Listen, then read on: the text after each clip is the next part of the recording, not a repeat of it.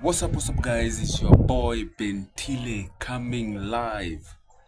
Although you're not watching this live, this is pre-recorded. Uh, it's another day, another time to engage with you guys. How is everyone doing? Huh? How are you doing? I hope everyone is okay. I'm also okay. I'm making these videos again. I'm coming live and direct.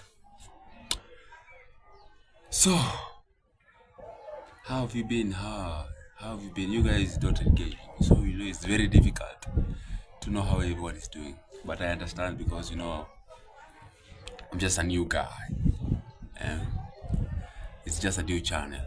But I'm making these videos for love. Although it's very difficult, it is very difficult to make videos. Just standing on the camera like this and just talking to yourself. Some of my neighbors here, when they pass by, they see me talking in this camera and they're like, oh, this guy has gone insane. They're like, oh my God, we have lost another one. But I ignore because I know where these videos will take me one day, one time. So I'll continue making videos. Yeah. Although this background is sometimes embarrassing because I'm making these videos in a shade because the sun is too much. The sun is too much. It will affect, with the camera and the video itself. So how are you, everyone? How is everyone doing? How is everyone doing? I wish I could reach 1,000 subscribers to make live videos, so that I can see someone typing, I can see someone responding to my questions, But it's pole. It is slowly. Hey, making videos is so hard. Making videos is so hard. Making videos is so hard. This experience, it has really taken a toll on me. But we are not giving up. We are not giving up. We are not giving up anytime soon. Yeah, we'll continue making videos. Yeah. So it's a chill evening that I'm coming to you guys, and I'm loving everyone. I'm loving the process. Though the process is so hard, but we are here to stay. So in my last video, what did we talk about? We talked about several things. We talked about my travel to Isibania, and I forgot to mention something, by the way. When I was coming from Migori, as in when I was coming from Isibania, Isibania is the border town. So you must come from Isibania all the way to Migori to board a bus that takes you from Migori to Nairobi. Although you can find cars in Isibania, direct cars to Nairobi, but they are quite expensive, and I didn't have quite enough money to pay. So I decided to come from Isibania all the way to Migori, then board a bus from Migori all the way to Nairobi. So this is what happened. This this shenanigans I forgot to mention. So what happened is, because it is during the new year. Yeah, kids are going back to school. People who went for holidays in their rural or in their rural area, up country, they were now coming back to Nairobi. So the fare was crazily hiked. It was expensive to come back from Migori to Nairobi. It was so expensive, and I was broke. All the money that I had was 1,000 shillings. I swear, 1,000 shillings, because I had 2,000. So I bought a motorbike from Hispania, although, and it's long. It is a long journey from Hispania to Migori. It is quite a long journey. I paid 500 shillings. How much am I remaining with? Two. I am remaining with 1500. Okay, are you getting me up to there? So from from Migori, at least I had to take something to eat because I didn't have anything the whole night, the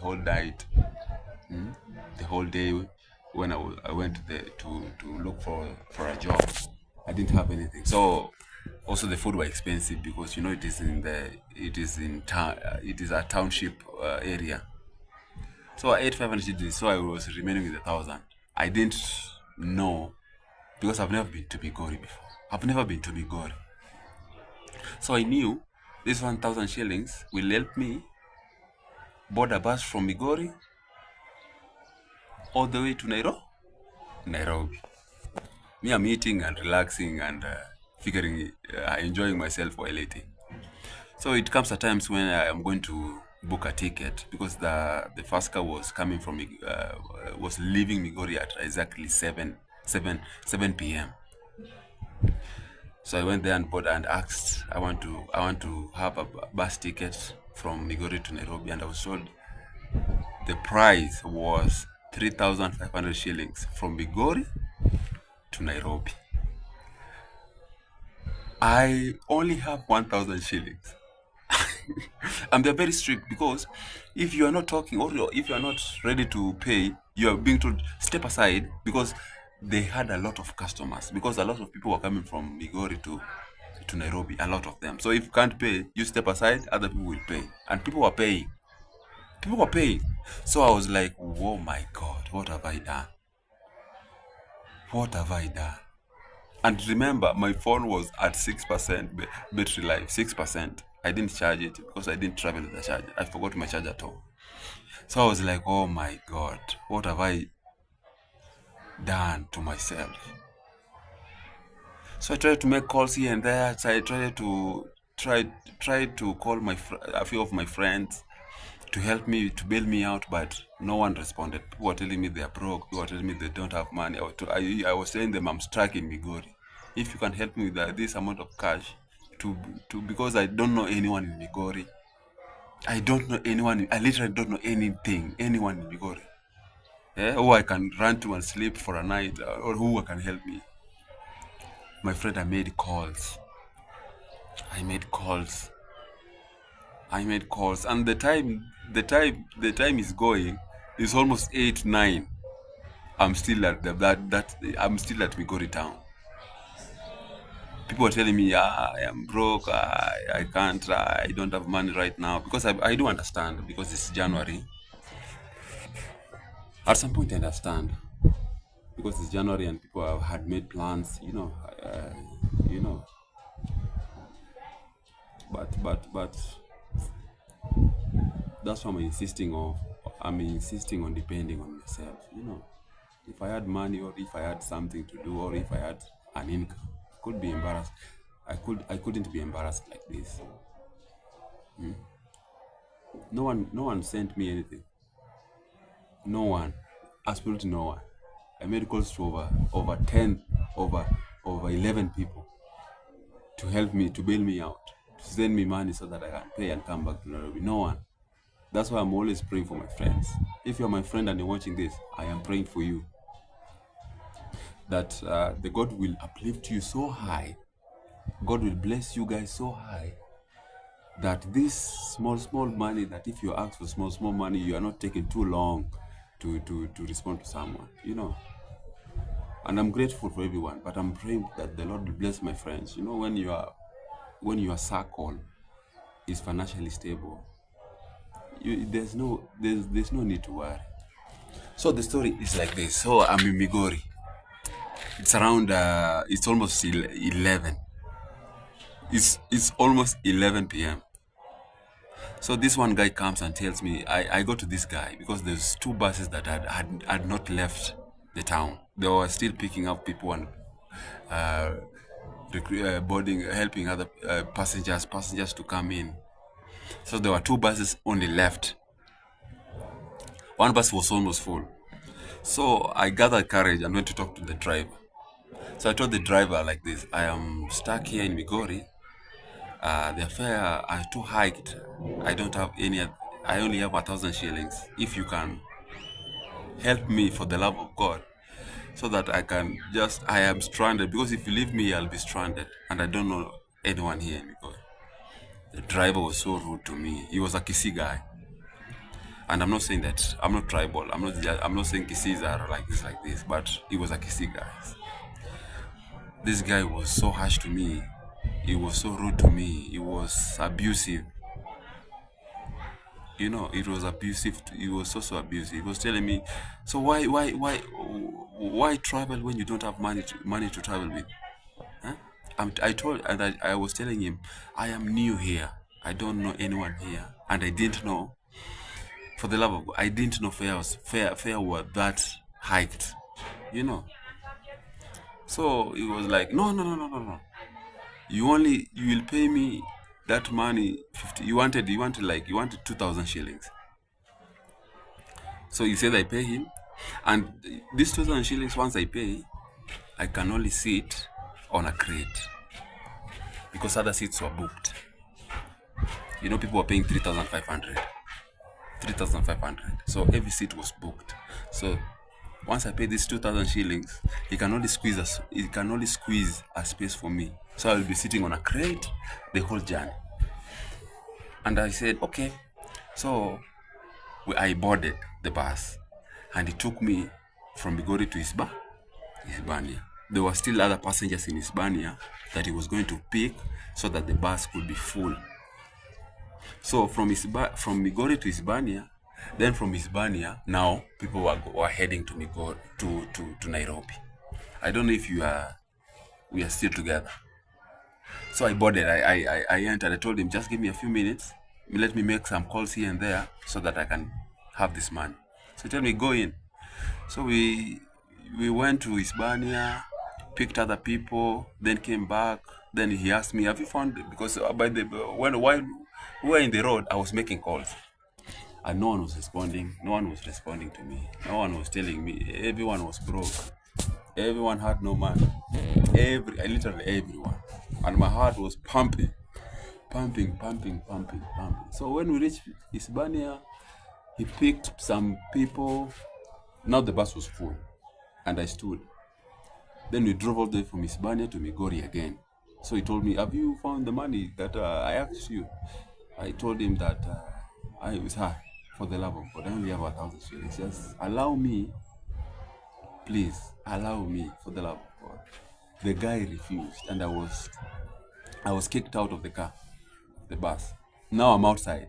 It's almost 12 a.m. It's almost 12. I was like, oh my God, what am I going to do? What am I going to do next? I started doubting myself, like, I'm a risk taker, and these risks sometimes come with huge rewards. I just took a risk, travel all the way to Hispania to meet someone that if I meet, I can either grow my YouTube channel, I can first secure a job. This guy has never met me before. He doesn't know me. He has never met me before. So I took that risk to travel all the way from Nairobi to Hispania to meet someone that has never seen me before. But God is so good that I was able to meet with the guy, talked, saw the place. The place was beautiful. That's why I'm insisting in living Nairobi. That's why I'm really insisting in living Nairobi. Okay? That's why I'm really insisting in living this place, because it is very, very, very, very, very. So I'm in Hispania. Yeah, I'm in Hispania. Yeah, I'm in the border town. Okay?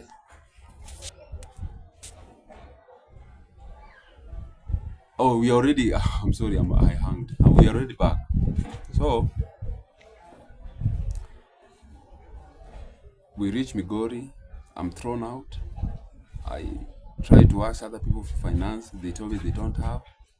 So what do? I'm stranded. I'm outside. I'm outside, literally outside. Uh, so this car had already gone. So we are remaining with only one bus. We are remaining with only one bus. Okay.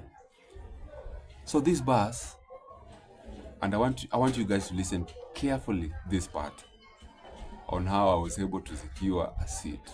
And I swear I didn't pay even a shilling. I didn't pay even a shilling. I want to show you guys how God is so good to me. So the bus were two. One had already gone. We only have we are only remaining with only one bus. So this bus, the passengers started quarreling inside the bus because the driver was taking too long for them to move for them to travel to Nairobi. So the driver was taking too long to drive these guys out of Migori to Nairobi. So the passengers started complaining that we have been here for like an hour and two, but we are still not. But the driver is not taking us. Is not taking us out of this place. So the passengers started quarreling. Me, I'm already outside. I'm just watching from a distance. Yeah. So the passengers started quarreling, and a few of them started coming out of the bus and looking for the driver. So the driver had. So the problem with the driver is he gave two boys a job of helping him writing tickets to the passengers so that the passengers can come in. So these two guys were being paid 2,000 shillings. Were being paid 3,000 shillings because the time had already gone. It was not 35 right now. It was 3,000. So once you pay 3,000, you're given a ticket. You board the bus. 3,000, you're given a ticket. You board the bus. So these people managed to have almost like 50 to 60 passengers. Everyone had a ticket. So the driver was waiting for the money that he was supposed to be given so that he can drive the passengers out of Migori to Nairobi.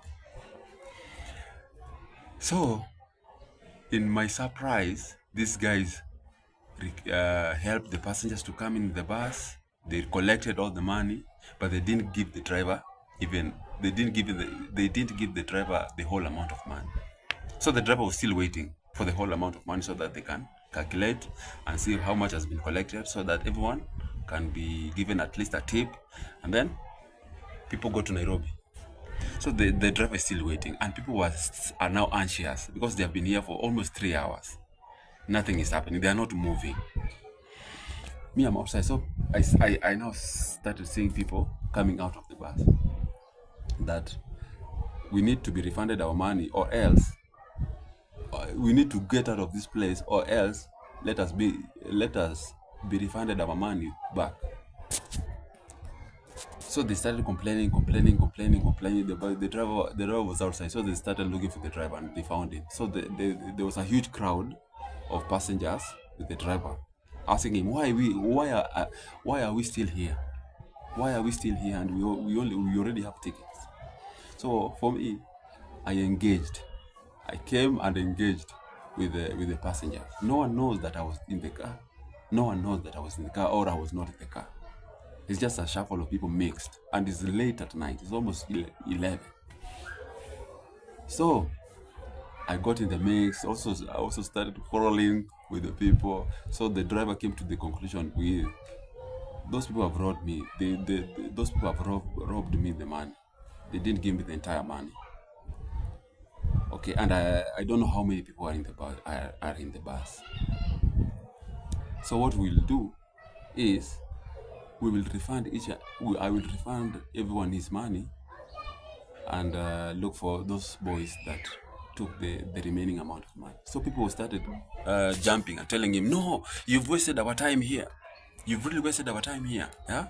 So once you give us the money, you must also give us another money of wasting our time, because we were supposed to be in Nairobi at around 4 a.m., around 5 a.m. You know." So once they are refunded their money, they must also they will wait another bus, which will be the next morning for them to, it's really a waste of time.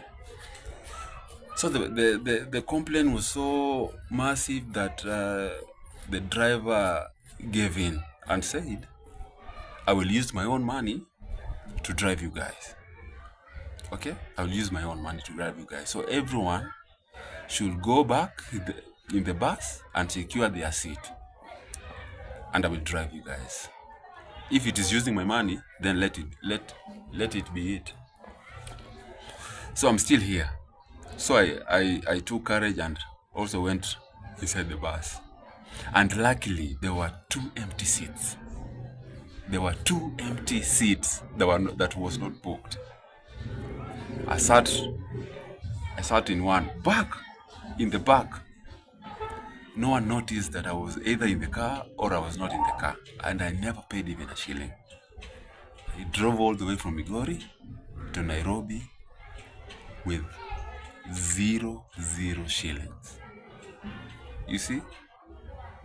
I was so happy. I knew that the Lord had saved me from a lot of shenanigans. Because what was I going to do in Migori? I don't know anyone first. You know how the Lord works in miraculous ways. That's how I managed to come in Nairobi. And it was really a tough journey. We left at around 11:30, and we came to Nairobi around 12 p.m. in the afternoon. So that's how I reached Nairobi. So guys, continue subscribing to the channel for me to give you all these captivating stories of how the Lord works. And the Lord really works, my friend. The Lord really works in miraculous ways. I've seen.